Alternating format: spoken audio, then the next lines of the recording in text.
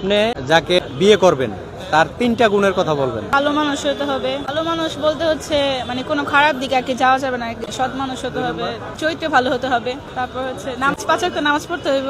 আপনি পড়েন নামাজ? 5 ওয়াক্ত না পড়লে 4 ওয়াক্ত 6 ওয়াক্তই হবে। এমন বলতেছে না হ্যাঁ ওয়াক্তই নামাজ পড়তে, তোমার কাছে যতটুকু মানে যেই ওয়াক্ত তুমি পাবা সেই ওয়াক্ত হয়তো পড়বা। ওই ছেলে যদি নামাজ পড়ে তাহলে আপনারও তো 5 ওয়াক্ত নামাজ পড়তে হবে। হ্যাঁ অবশ্যই আস্তে আস্তে শুরু করবে।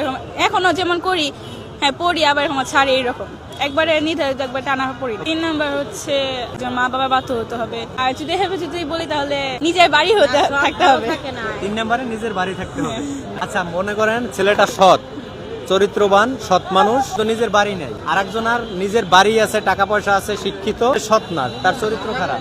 না তাহলে যার বাড়ি নেই কিন্তু সৎ, তাহলে সেটা তো বললেন বাড়ি থাকতে হবে। বাড়ি থাকতে হবে, ওটা হচ্ছে আমার ওটা ভালো আর কি। তো আমরা পুরান ঢাকার মানুষ সবাই চায় নিজের বাড়ি থাকুক। টাকার অভাব নাই, ধন সম্পদের অভাব নাই, আপনার ফুল স্বাধীনতা দিবে, আপনি যা মন চায় তাই করবেন। চালায় মারবো।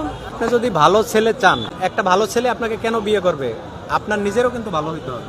হ্যাঁ অবশ্যই আমার চরিত্র ঠিক থাকতে হবে, ব্যবহার ভালো থাকতে হবে। আপনার চলাফেরা, ছেলে যদি 5 ওয়াক্ত নামাজ পড়ে তখন তো আপনাকেও বলবে আপনিও নামাজ পড়েন, আধুনিক পোশাক এটা তো সে পড়তে দিবে না। তখন তো একসাথে হচ্ছে একবারে চেঞ্জ করা যাবে না, আস্তে আস্তে। তখন দেখতেছেন যে এখন আমি এইরকম আউটফিট পরছি, সবসময় কিন্তু এই আউটফিট চলে না।